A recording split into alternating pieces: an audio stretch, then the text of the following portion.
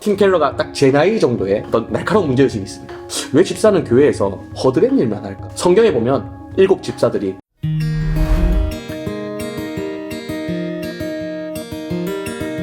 네, 안녕하세요. 오늘의 신학공부의 장민혁입니다. 제가 오늘은 두란노 출판사에서 팀 켈러, 집사를 말하다 이 책에 대해 리뷰해달라는 요청을 받았는데요.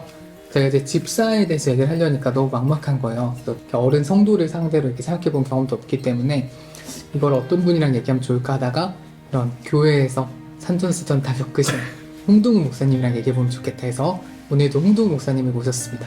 안녕하세요. 네, 반갑습니다. 네. 목사님 잘 지내셨나요? 네, 교회에서 산전수전 잘 겪다가 네.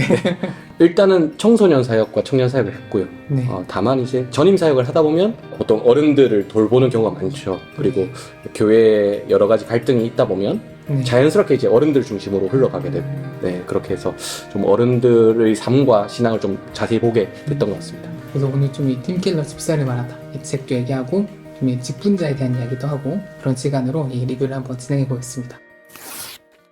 일단은 네, 이 책이 어떤 책인지 좀 소개해 주실 수 있나요? 네, 이 책은 팀 켈러가 딱 제 나이 정도에 썼던 책인데 제 나이 정도의 어떤 날카로운 문제의식이 있습니다. 왜 집사는 교회에서 허드렛 일만 할까? 집사는 뭐 재정 관리를 한다거나 네. 혹은 집사는 뭐 청소 이제 돌아가면서 청소하는 그런 일을 감당한다던가 네. 왜 이런 일만 할까? 성경에 보면 7 집사들이 구제를 감당하는데 그럼 교회에서 집사가 구제 사역을 감당해야 되지 않나? 라는 어떤 문제의식을 가지고 네. 집사는 구제 사역을 감당해야 된다. 그리고 교회는 복음 전도 사역과 구제 사역이 함께 가야 된다. 네. 라는 확신 아래 그럼 집사는 구제 사역을 하십시오. 그리고 집사가 구제 사역을 할 때는 요렇게 하시면 좋겠습니다라고 쓴 책이 이 책입니다. 그러니까 저희가 생각하는 집사에 대한 개념이 좀 다르네요. 네, 그렇죠. 그냥 교회 직분자로서 어떤 집사님 이렇게 생각을 하는데 팀킬러가 봤을 때는 그건 뭔가 좀 성경적이지 않다. 네. 초대교회 집사는 그런 게 아니었다. 그런 얘기가 좀 담겨있다고 볼 수 있을까요? 사실은 이제 어른들이 오신공 영상을 보면서 네. 집사 직분자로 살아가고 있는 사람이라면 너무 공감하실 게 뭐냐면 교회 가서 너무 바쁜데 집에 갈 때 남는 게 없다. 그러니까 이것저것 일을 많이 하는데 이게 정말 교회를 위해서 혹은 하나님 나라를 위해서 봉사했는가 할 때는 약간 의문이 되는 측면이 사실 있거든요. 아마 팀 켈러도 그런 고민을 했었던 것 같아요. 네. 실제 본인이 담임 목사로 사역을 한 이후에 대학교 박사과정을 밟으면서 고민한 문제를 논문을 쓰면서 이 책을 썼거든요. 그래서 집사가 교회에서 열심히 일하면서도 나름의 효능감을 얻기 위해서라면 집사는 구제사역을 감당해야 된다. 그리고 구제사역은 이런 방식으로 감당하면 교회도 힘있게 성장하고 집사들도 효능감을 느낄 수 있다라는 문제의식을 가지고 아마 이런 책을 집필하지 않았나 싶습니다. 성도들이 당황할 만한 지점이 팀켈러 뭐뭐를 말하다 이 시리즈가 있고 네. 대부분 설교집이잖아요. 네네. 그러니까 어떤 본문이 있고 팀켈러 목사님의 설교가 이렇게 쭉쭉쭉 실려 있어서 줄글의 설교를 네네. 기대하고 이 책을 딱 읽으려고 봤는데 이게 약간 뭐지? 그러니까 약간 글이 아니라 이렇게 뭐뭐 이렇게 그렇죠. 약간 성경 공부 교재 같은 그런 노트 느낌이죠. 같은 이런 게 네. 딱 정리되어 있는 자료집인 느낌이 딱 들더라고. 네. 그 부분이 되게 당황스러울 수 있겠네요. 그쵸.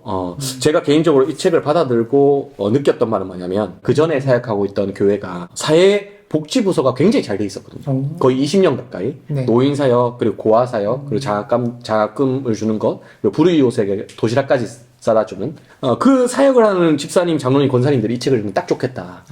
사회복지를 어떻게 감당할 것인가, 네. 교회에서 어떤 방식으로 효능감 있게 그리고 또 구체적으로 실질적으로 도울 수 있을 것인가에 대한 청년 팀 켈러의 통찰과 고민과 그리고 실제적인 어떤 그런 이야기들이 많이 담겨 있고, 그런 이야기들 어떤 말로 설교로서 이야기하는 것이 아니라 마치 성경 공부하는 것처럼 우리 주변에 뭐 그런 문제가 있을 때 어떻게 대응해야 될까요? 이런 식으로 대응하면 좋지 않을까요? 이런 식으로 전환해 보셨나요? 뭐 이런 식으로 되어 있습니다. 그러면은 이 책의 배경에 대해 좀 얘기해 주실 수 있나요? 네, 이 책 배경을 알려면 이 두란노에서 나온 하나님의 사람 팀 켈러라는 책이 있습니다. 네. 자서전이 있는데 팀 켈러가 어린 시절부터 이제 노년에 이르기까지 어떤 목회를 감당했는가에 대한 내용이 나와 있는데, 여기에 쭉 찾아가다 보면 이제 팀 켈러가 요 책을 썼을 시점의 이야기가 잠깐 나옵니다.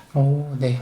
요 책을 보면 팀 켈러가 맨하튼에서 소위 유명한 리디머 처치를 개척하기 전에 한 90명 정도의 대부분이 60세 이상의 저학년 교인들의 교회의 담임 목사가 됩니다. 그러니까 많은 사람들이 팀 켈러가 그 교회로 갈 때 걱정했대요. 팀 켈러랑 좀 안 맞을 텐데. 팀킬러는 되게 지적이잖아요. 그쵸. 네. 근데 팀 켈러가 거기에서 실패도 했지만 나름 배운 것들이 있었던 것 같습니다. 그러면서 그가 깨달은 통찰 중에 하나가 뭐냐면 교회는 말씀만 전하는 것을 넘어서 실제로 구제해야 된다. 자비사역이라고 하는데요. 자비사역을 구체적으로 감당해야 된다라는 통찰을 얻은 것 같아요. 그래서 이 사람이 거기서 목회를 하면서 1979년에 목회학 박사에 입학하여서 집사에 대해서 연구하게 됩니다. 네. 집사와 관련된 논문을 쓰게 되는데 그 중에 PCA 미국 장로교회 의뢰를 받아서 요 책을 이제 집필하게 되었다고 보면 좋겠습니다. 아마 이 하나님의 사람 팀 켈러 이 자서전이 있는 분들은 버지니아주 호프웰에서 목회했던 이야기를 읽으면 팀 켈러가 이런 배경 가운데 이런 목회를 하면서 이런 식의 문제의식을 좀 가지게 되었구나 좀 이해가 될 거예요. 사실 제 나이 때 쓴 책이기 때문에 어떤 의미에서 보면 굉장히 이상적이에요. 이 교회에서 통할까? 근데 팀 켈러는 리디머 처치로 실제 그런 교회를 만들었어요. 네. 그런 의미에서 젊은 시절의 팀 켈러가 리디머 처치를 운영하기 전에 어떤 식의 문제의식을 가졌는가? 그러니까 이런 식의 관점을 가지고 책을 읽어도 좀 재밌을 것 같습니다. 그럼 이제 이 책이 어떤 내용인지 좀 정리해 주실 수 있나요? 우리가 보통 교회에서 구제 사역을 할 때도 제가 실제로 이제 사회복지부랑 사역을 해봤거든요. 담당해서. 해보면 두 가지 부류의 사람이 있습니다. 한 가지 부류는 복음 전도가 제일이지. 이거는 그냥 사람들 교회에 오게 하기 위해서 우리가 하는 거야 라고 생각하는 사람도 있고요. 또 어떤 사람은 이게 진짜 예수님이 하신 일이다 라는 그런 사람이 있습니다. 똑같은 사회복지 사역을 하지만 서로 마음이 다르더라고요. 네. 근데 팀 켈러는 그래서 사회복지 사역을 그냥 교회에 나오기 위해서 하는 사업이 아니라 우리가 마땅히 감당해야 될 교회의 본령 중에 하나라고 생각을 하는 것 같아요. 처음에 보면 뭐 이런 이야기를 합니다. 하나님의 은혜에 대해 깊고도 절절하게 깨달아는 마음, 여기에서부터 자비사역 혹은 구제사역 혹은 사회복지사역이 시작해야 된다는 어떤 신학적인 그림을 그리는데 좀 투자를 합니다. 아마 팀 켈러의 센터 처치를 읽어보신 분들은 이 팀 켈러가 얼마나 신학적인 믿음과 그리고 실제 실천이 얼마나 연결되어 있는지를 강조하는지 알 수 있을 거예요. 팀 켈러의 통찰 하나를 볼 수 있는데 이런 얘기를 또 해요. 성경에서 가난을 언급한 사례 가운데 대다수는 부정적이거나 업신여기는 투가 아니다. 그러므로 빈궁한 이들을 게으른 사람으로 여기는 건 가난하면 다 의롭다고 보는 것만큼이나 단순화된 예단이다. 즉 실제로 이 사역을 하면서 우리가 빠지기 쉬운 어떤 함정에 대해서도 언급하고요. 우리가 가져야 될 마음의 자세에 대해서도 언급합니다. 그러니까 이런 신학적 기반을 다지는데 좀 에너지를 투자하다가요. 네. 굉장히 구체적인 사역을 다룹니다. 이렇게 목차에 보면 난민, 노인 돌봄, 요양원, 미혼모, 그리고 재소자, 장애인, 그리고 환자 방문까지. 약간 사회적 약자들에 대해 구체적으로 이렇게 다루네요. 근데 교단에서 의뢰를 했잖아요. 그러니까 자기가 할 수 있는 교회가 할 수 있는 모든 사역이 뭘까라고 생각을 하고 고민을 하고 찾아봤던 것 같아요. 그래서 이런 모든 사역에 대해서 어떻게 A to Z로 접근해야 될지. 그리고 또 이 책을 보면 교회가 이런 자비 사역을 하는 것에서 그치지 않고 지역사회에서 도움을 주어야 될 대상을 탐색하고 자비 사역을 수행할 기회를 찾아내고 실제로 지역사회에 도움을 구하는 방법까지 이야기합니다. 즉 이 사람은 교회가 가난한 사람을 도와서 그 사람의 환심을 사서 교회에 나오게 하자 이런 게 아니라 실제 이 도시 내에 있는 가난한 사람들을 돌보는 것이 교회의 임무고 그것은 교회가 아니라 지역사회가 할 수 있을지라도 공공기관이 할 수 있을지라도 충분히 좋은 일이니까 협력을 해야 된다. 그러니까 우리가 해야 될 소명 중에 하나다. 라고 이렇게 이야기를 풀어갑니다. 그러니까 구제를 수단이 아닌 목적으로 보는 느낌. 네네네. 그리고 요런 재밌는 것도 있어요. 나중에 보면 가난한 사람을 도와줄 때 있어서 재정 자립에 대해서 이야기해요. 그러니까 실제로 이거는 제가 진앙교회에서의 어떤 경험이 있는데요. 네. 정말 열심히 있는 집사님께서 이렇게 노숙자들을 몇 분 전도하셨어요. 저는 이제 사회복지부 담당이 있으니까 많이 도와드리고 제 나름의 어떤 신학적 확신 때문에 단순히 노숙자로 취급하지 않고 인간으로 대하려고 굉장히 노력을 했어요. 근데 대부분은 사실은 뒤통수를 쳤어요. 그러니까 도움을 모르는 척 한다든지 도움의 시효가 끝나면 도망가 버린다든지 혹은 도움을 더 받기 위해 거짓말을 하다가 들통날 경우에 다른 교회로 옮긴다든지. 근데 그 중에 한 집사님께서 그 교회에 정착하시고 지역사회 내 일자리를 또 구하셨더라고요. 그리고 그분께서 얼마 전에 교회 학교의 선생님이 되셨는데 제가 그 교회 학교를 홈페이지를 들어갔다가 그 교회 홈페이지를 들어갔다가 그분이 집사님이 교사로 사역하는 거고 깜짝 놀랐습니다. 진짜 이분이 내가 처음 봤을 때 노숙자였는데 정말 불쌍해서 도와주어야만 될 것 같은 사람이었는데 교회에서 도와줬다는 이야기를 들었거든요. 아파서 수술받는데 돈도 주고 그리고 기도도 해주고 일자리도 찾는 데 도와주고 실제로 한 사람이 회복되는 그 과정을 수련회 사진에서 보니까 너무 반가웠습니다. 근데 그런 이야기가 여기 담겨 있는 거예요. 단순히 가난을 돕는 것을 떠나서 네. 그 사람이 어떻게 재정 자립을 해야 될지, 혹시 예산을 방만하게 쓴다면 그것은 어떻게 도와야 될지, 이런 구체적인 이야기들이 또 실려 있습니다. 그래서 제가 이 책은 아까 말씀드렸다시피 매우 이상적인 책입니다. 젊은 나이, 제 나이 또래의 팀 켈러가 실제로 이 사역을 다 감당해보지 않고 자비 사역을 어떻게 출범할지에 대해서 자기 나름대로 고민하고 연구해서 쓴 책이에요. 그래서 교회에 대해서 굉장히 이상적인 밑그림이 보이는 책입니다. 그래서 조금만 목회해보신 분이라면 이게 가능한가? 혹은 실제 교회에서 사회복지부에 있는 분들이라면 이게 가능해? 라고 생각을 하실 거예요. 네. 근데 팀 켈러가 리디머 처치를 개척하고 그 교회에서 실제로 이 자비 사역과 복음 사역의 양날개로 이 교회가 성장했다는 사실을 우리가 인지하게 된다면 30대 후반의 팀 켈러가 결국 말했던 바를 잘 해냈구나 라는 생각으로 우리가 읽을 수 있을 겁니다.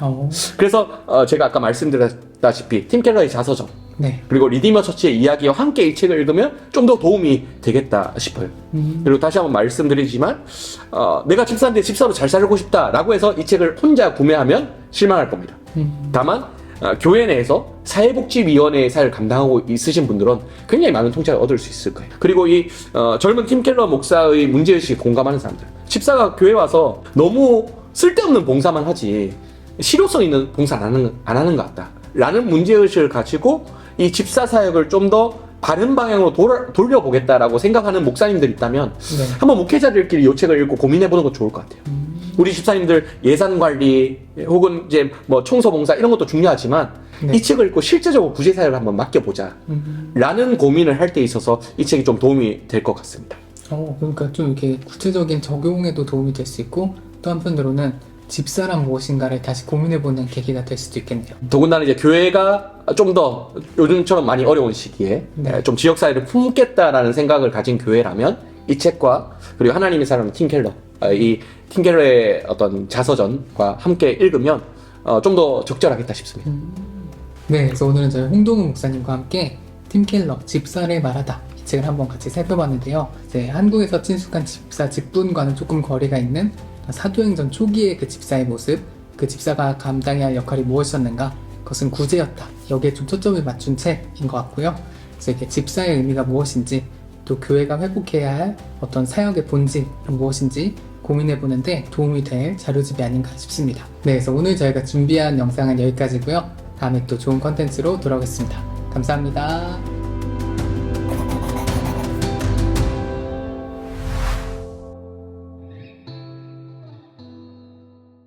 근데 그럼 이제 이 책만 읽었을 때 집사님들이 좀 아쉬우실 수 있잖아요.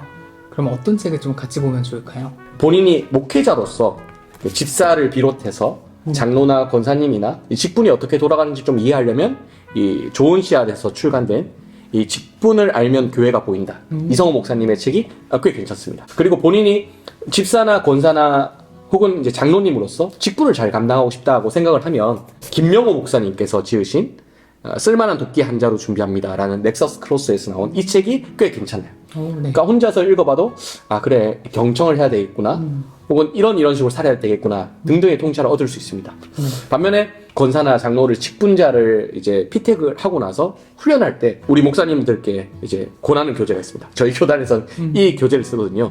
그래서 이 교재를 가지고 할 때는 교재를 다 사서 읽히게 하지 않고 이제 목사가 읽어보고 이 중에서 가르쳐야 될 부분만 선별해서 가르치는 작업을 하거든요. 제가 볼 때 이 팀 켈러의 집사를 말하다라는 책이 이 책과 유사한 컨셉인 것 같아요. 그러니까 처음부터 한 개인이 쭉 읽으면서 집사란 이런 거구나 알 수 있는 그런 책이 아니라 집사를 교육하게 되는 목회자가 이 책을 통해서 우리 교회는 이런 걸 가르쳐야 되겠다 하고 선별하고 또한 자산을 쌓는 그런 류의 책에 더 가까운 것 같습니다.